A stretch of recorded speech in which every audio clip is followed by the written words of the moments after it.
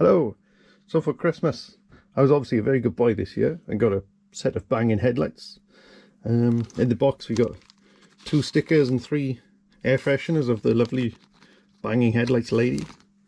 What I wanted to do was show you the inside of the units because I couldn't see much info on them. So we got is obviously a glass front, very nicely made, generic shape. Glass reflector, etc. Got Bangin Headlights cast on the inside of the glass, and what I did notice was it says sealed beam on the bottom there. Don't know if you can see it, but technically these aren't sealed beam headlights. So obviously classic headlights back in the day had the electrodes protruding through the glass, and you could like dunk them under a bucket of water and they'd be sealed. These have got like a splash cover on them, which obviously isn't going to do much when the going gets tough. They'd be alright for rain spray, water spray, etc. But they're not waterproof or sealed technically, in my opinion. There's a clear section in the front where all the light comes out. The chrome and everything in the background is just for looks with this. What I did want to show you was the actual bulb. So it's just a H4 connection in the back, held in with a clip like normal. Take that off. And the bulbs are just generic reflector LED items. If you do a Google Lens search on like something like this, it'll bring up various AliExpress listings and things like that. H4 LED projector bulb. Got a acrylic lens. I did notice that these screws aren't fully home, and the unit doesn't feel like super quality, if you like. I'm tempted to put a 12-volt hour meter on the dim and the full or dipped and full beam just to see how long they might last long term. They only draw an amp per terminal, so 1 amp at 13.5 volts. But I just wanted to show you these off to you.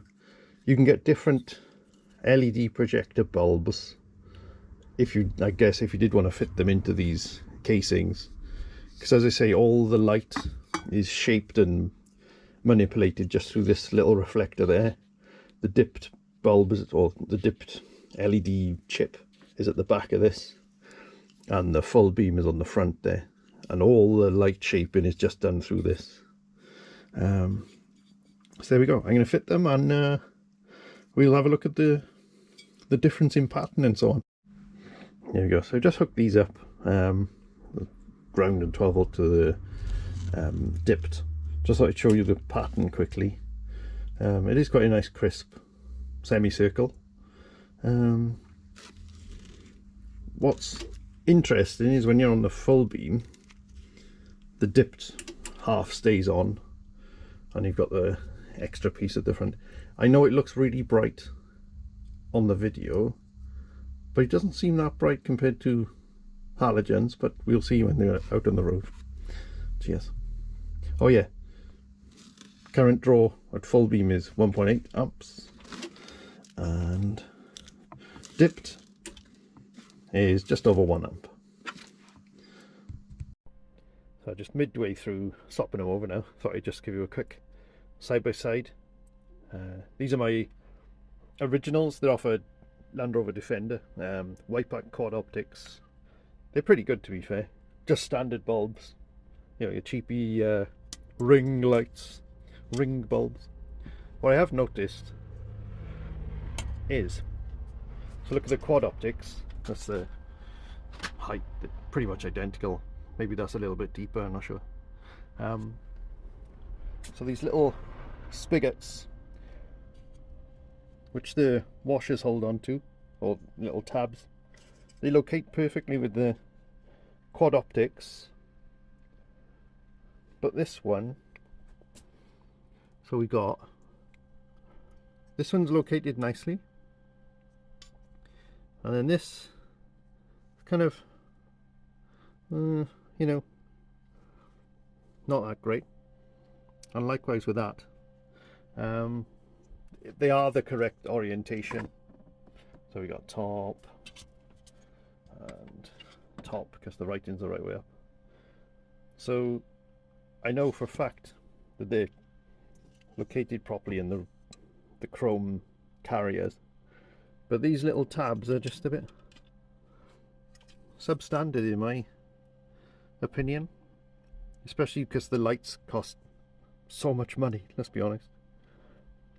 There we go.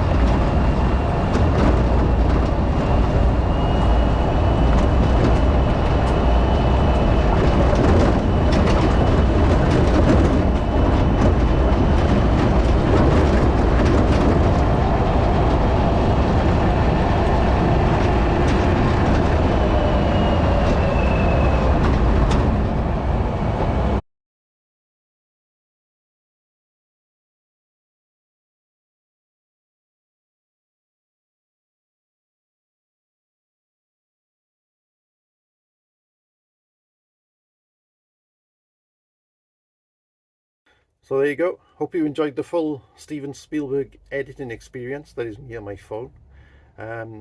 Just want to say that the GoPro didn't quite show the brightness of both the halogens or the LED lights. I hope you could see enough of a difference in it on screen, because quite frankly I'm not filming it again. It was way too much effort. I would definitely recommend the LEDs. They're so much brighter and crisp in real life.